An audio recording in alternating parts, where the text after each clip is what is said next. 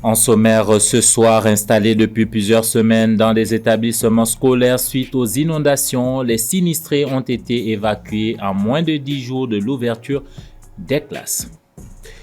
La vision et l'orientation stratégique du Conseil des collectivités territoriales de l'UEMOA étaient en discussion à Abidjan lors de la 10e Assemblée générale tenue cette semaine. Les conclusions dans un instant. Exposition des produits issus du maraîchage afin de promouvoir sa pratique et ses bienfaits dans la société. Nous y reviendrons dans cette édition. Madame, Monsieur, bonsoir. Les sinistrés qui occupaient des établissements scolaires de la capitale suite aux inondations ont été évacués. Notre équipe de reporters a pu le constater du côté de la rive gauche de Bamako lors d'une série de visites des responsables scolaires et administratifs. Cette évacuation intervient un peu plus d'une semaine du démarrage des cours. Soumaïla Fane nous en parle. Il y a encore une semaine, la cour de cette école communautaire dans la zone industrielle de Bamako était envahie. Hier, vendredi 25 octobre, au cours d'une visite des autorités régionales du district de Bamako, les constats étaient tout autres. La cour était vide. Même scénario dans la plupart des écoles occupées par les familles sinistrées des inondations, notamment l'école Nelson Mandela à l'hippodrome ou encore le CFP à Médina Croix. Nous savons que dans certaines de nos écoles, il y avait les victimes des inondations et nous sommes venus nous assurer, c'est tel le cas de Nelson Mandela où nous sommes, où 3 salles de classe étaient tout dernièrement occupées par ces victimes. Donc nous sommes venus nous assurer qu'à la date d'aujourd'hui, il n'y a aucune victime des inondations dans les écoles. Il y avait d'abord 8 écoles qui étaient occupées par des victimes des inondations. Et à la date d'aujourd'hui, au moment où je vous parle, et toutes les écoles ont été libérées à part une école où les gens sont en train d'ailleurs de partir. Donc nous pouvons dire que toutes les écoles sont libérées ou en cours de libération. On a pris attache avec le promoteur de l'hôtel Hirondelle. Ces sinistrés sont présentement habités à l'hôtel Hirondelle à la guise de la commune 2. Tôt ce samedi, une forte délégation ministérielle s'est rendue à l'école fondamentale de la cité Ifabako de Sibeninkoro, où il y a 2 semaines, les inondations l'avaient transformée en rivière. Arrivé dans cet établissement qui, à notre dernière visite, était complètement dans l'eau. L'emplacement où nous nous tenons actuellement, où a lieu l'interview, était inaccessible. Le constat, pour parler de cette école, le constat ici, c'est que certes, la cour est encore dans un état sans être lamentable, demande à être retravaillée. Les salles de classe sont en bon état, prêtes à recevoir les élèves. Donc, c'est le jour et la nuit entre notre dernière visite ici et ce que nous constatons ce matin. Certes, la terre a séché, mais la cour de cette école Ifabako a encore besoin de travaux d'entretien pour pouvoir accueillir les élèves. Avec les retraits de l'eau, la terre végétale qui se trouve au niveau de la cour a pris de l'eau. Et si vous regardez tout de suite, vous avez des herbes qui ont poussé avec des conditions un peu désagréables. Mais le ministère des Transports et des Infrastructures est engagé. Nous allons apporter notre appui à la mairie de la commune 4 pour pouvoir faire des travaux de terrassement afin que cette cour puisse être carrossable et accessible aux élèves avant la rentrée, Inch'Allah. Ce qui reste par rapport aux écoles évacuées selon les autorités, c'est le nettoyage et la désinfection des salles de classe, mais aussi la réparation des tableaux et autres mobiliers endommagés pendant l'occupation par les sinistrés. Rappelons donc que la rentrée scolaire est prévue le 4 novembre prochain, sauf changement de dernière minute. La 10e Assemblée générale ordinaire du Conseil des collectivités territoriales de l'Union économique et monétaire ouest-africaine UEMOA a débuté hier vendredi à Abidjan, Côte d'Ivoire.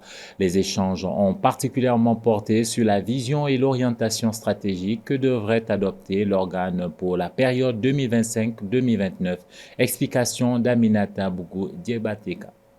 Placée sous le thème du renforcement de la solidarité dans l'espace communautaire de l'Union économique et monétaire ouest-africain, la 10e Assemblée générale ordinaire du Conseil des collectivités territoriales de l'UEMOA s'est tenue dans la matinée du 25 octobre 2024 à l'hôtel Pullman à Abidjan. Au cours de cette rencontre, il s'est agi de présenter et d'adopter le bilan des activités réalisées par l'institution, de présenter et valider les orientations du plan stratégique du Conseil des collectivités territoriales de 2025 à 2029 et enfin, d'examiner et adopter la proposition pour la mise en place des commissions techniques participantes. L'Assemblée générale s'est tenue en présence des membres du Conseil des collectivités territoriales de l'UEMOA, y compris les élus locaux et des représentants de la commission UEMOA. Le président du Conseil, Oumar Ba, a souligné l'importance de la contribution active des membres pour définir des orientations stratégiques. Au sortir de cette rencontre, les membres sont donc invités à faire des propositions pour la finalisation du plan stratégique qui peuvent être transmises par mail après la session. Le Conseil des collectivités territoriales ou CCT est un organe consultatif de l'UEMOA visant à assurer la participation accrue des collectivités territoriales aux objectifs de l'Union. Il œuvre pour une implication effective des élus locaux dans le processus d'intégration de l'Union. Ainsi, il examine et apprécie toutes les questions susceptibles d'avoir un impact sur les collectivités territoriales. Composé de 48 membres désignés par les associations nationales d'autorités locales des 8 États membres de l'UEMOA, à raison de 6 représentants par pays, les pays membres sont le Mali, le Bénin, le Burkina Faso, la Côte d'Ivoire, la Guinée-Bissau, le Niger, le Sénégal et le Togo. À noter que le Mali, le Burkina Faso et le Niger ont émis le souhait en janvier 2024 de quitter l'organisation. Le récit était donc signé Aminata Diabakate. 3 semaines après la décision du gouvernement d'interdire l'exportation des amandes de qualité, les arachides, du soja et du sésame, le collectif des acteurs des filières de ces différents produits a tenu une conférence de presse ce 26 octobre. Les leaders de ce collectif se disent inquiets quant à l'avenir de leur secteur. Reportage de Djeneba Samake. Par un arrêté interministériel du 3 octobre 2024, le gouvernement suspendait l'exportation des amandes de karité, des arachides, du soja et du sésame jusqu'à nouvel ordre. Selon l'arrêté de suspension, les produits saisis auprès des contrevenants feront l'objet d'une vente aux industries locales pour transformation. Depuis l'annonce de cette mesure, le collectif des acteurs des filières concernées cherche activement auprès des autorités sa révision ou son complément par des mesures d'accompagnement appropriées dans son application. À l'heure où nous sommes, environ 10 millions de Maliens composant ces 4 filières agricoles sont directement ou indirectement affectés par cette mesure. Avec cette mesure, nous ne pourrons pas honorer nos engagements au profit de nos partenaires étrangers, dont les préfinancements ont été déjà mis à la disposition des producteurs paysans pour la campagne 2024-2025. La mesure du gouvernement viserait à rendre disponibles les amandes et graines de ces produits au niveau national afin de soutenir l'industrie locale et à limiter la sortie de ces produits du pays pour encourager leur transformation locale.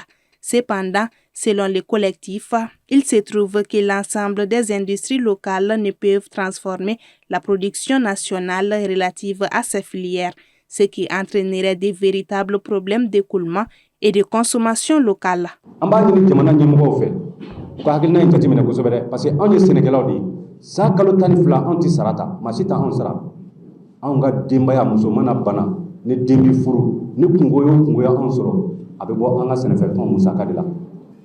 Plus de 4 millions de personnes le décret d'Orokama Utibarala.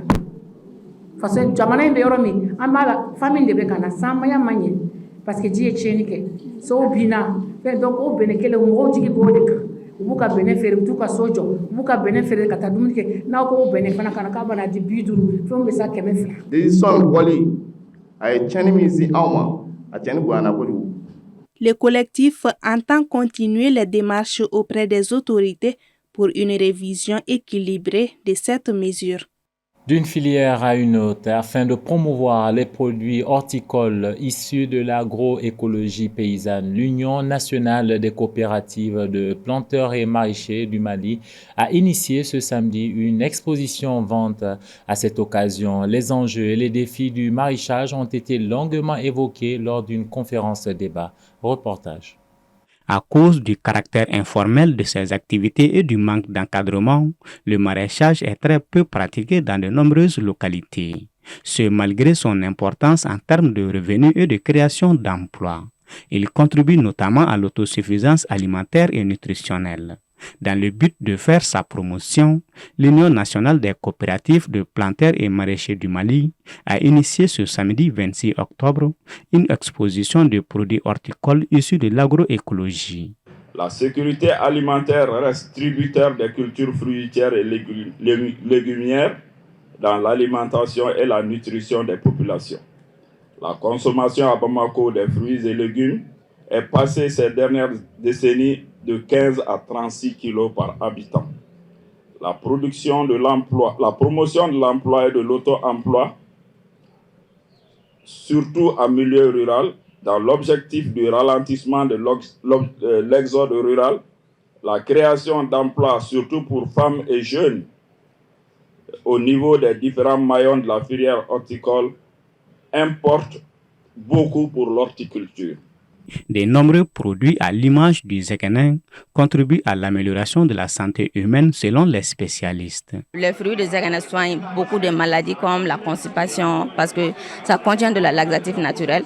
Aussi les règles douloureuses de la femme, les maux de ventre, ça facilite le travail des hormones sexuelles et à la prostate. C'est antidiabétique et c'est un antibiotique très efficace aussi.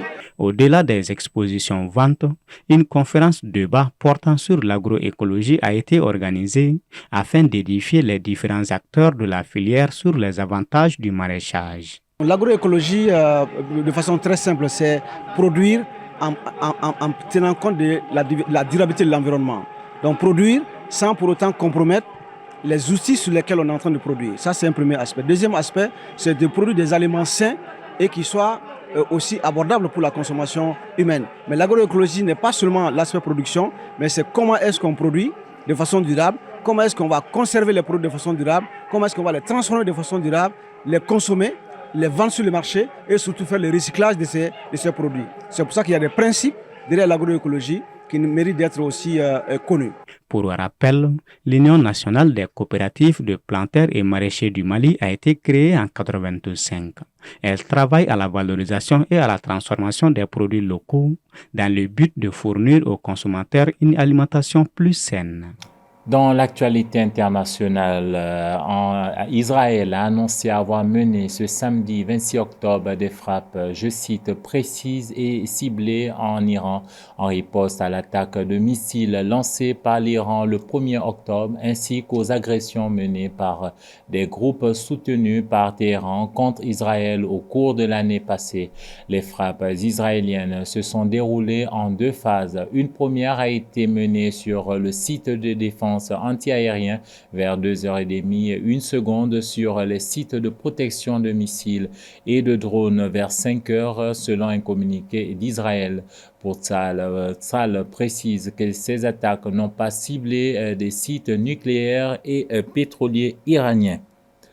Voilà qui vient mettre un terme à cette édition d'information que j'ai pris plaisir à vous présenter. Madame, Monsieur, merci de votre fidélité un peu partout au Mali et hors de nos frontières, particulièrement à Madrid, en Espagne.